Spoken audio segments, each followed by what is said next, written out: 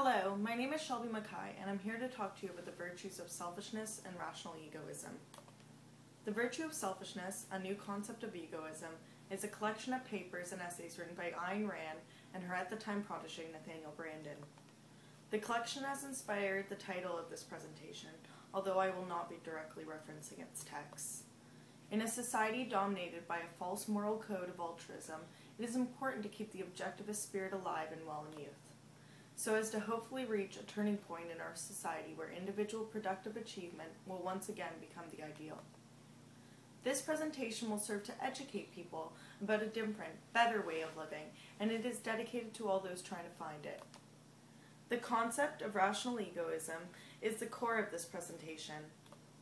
For all those who don't know, rational egoism is the idea that, as defined by the Internet Encyclopedia of Philosophy, the promotion of one's own interest is always in accordance with reason. Ayn Rand had her own sort of version of rational egoism, which she more commonly referred to as rational self-interest. Rational self-interest is essentially a combination of rational egoism and the theory of ethical egoism.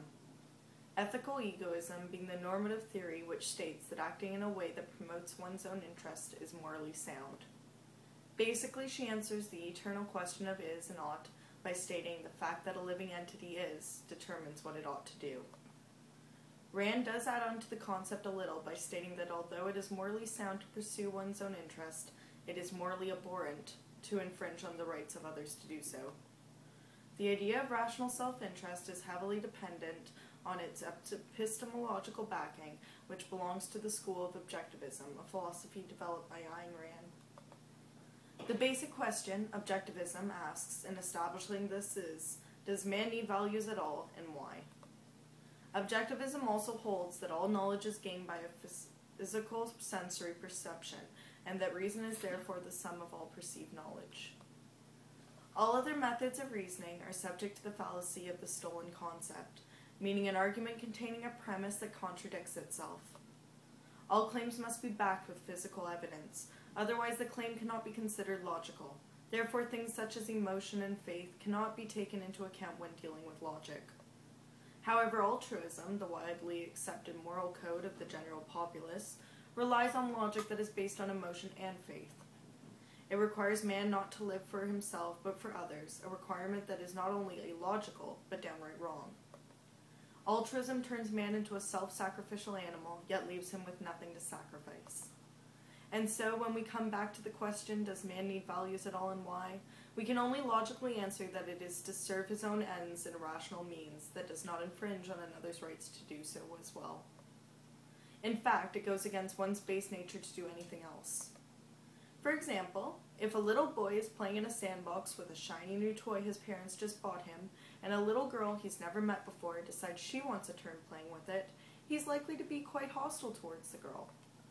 After all, it's his toy. To him, this little girl is just some stranger who should bring her own toys to play with.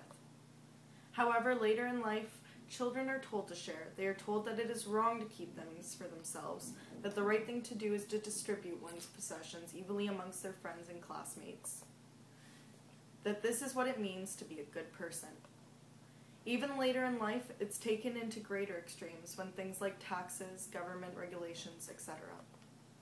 This is the full scope of altruism, of the murder of the self. It asks the individual to love any and all men, regardless of their actual value. As Ayn Rand said, it in effect asks you to love nobody. Ironically, altruism makes man even more of an island than rational egoism does. It erases one's individual identity, creating it instead one unified blob of perpetual nothingness. Rational egoism allows man to love himself and to find in others values that he admires and thus love too. It allows him to be productive, to prosper, and in the meantime, he's not infringing on anyone else's right to do the same. The debate of altruism versus egoism presents itself in the realm of political philosophy just as clearly as it does in the realm of ethics. The most extreme presentation of this struggle can be seen in the debate of communism versus libertarianism. Communism and its sister philosophy, socialism, are based on the moral code of altruism. Communism asks men to work for each other rather than themselves. It states all men are equal in value regardless of their productive output.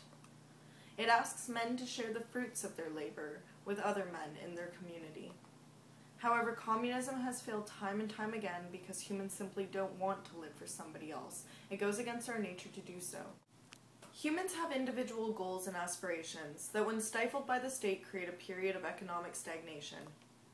In our society, our mixed economy has given way to laziness and a sense of entitlement amongst the population, as well as a dominating corporatist climate in government.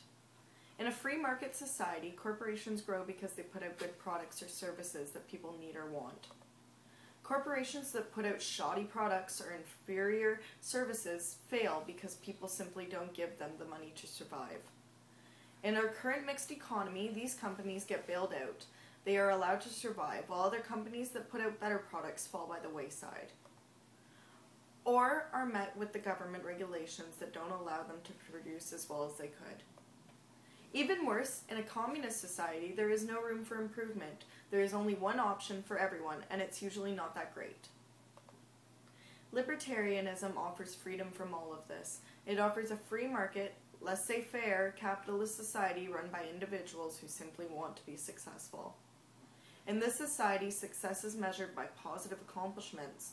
In a communist society, success is essentially measured by nothing other than simply being a human.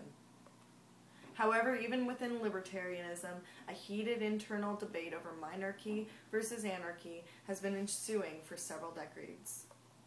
Anarchy proposes the idea of no government whatsoever. Men and corporations are free to do as they please, whatever and whenever they may please. This gives way to crime, vigilantism. Basically, it's not ideal. Minarchism, on the other hand, proposes a small government with limited rights. This government is only responsible for police, courts, and military, so as to protect against the non-aggression principle, meaning that no one person or group may incite violence on another, but any person or group should retaliate in defense of a violent attack from another person or group in a legally sound manner. This system allows people to prosper without having to worry about their government or any other individual infringing on their rights to do so. However, with the unfortunate way things are going, increased youth interest in socialism, it seems like we may never reach an ideal state of being within our society. But with proper education, it is possible to present the idea of an alternate, more logical moral and political code to the general populace. All I can do is hope that this presentation falls on rational ears. Thank you.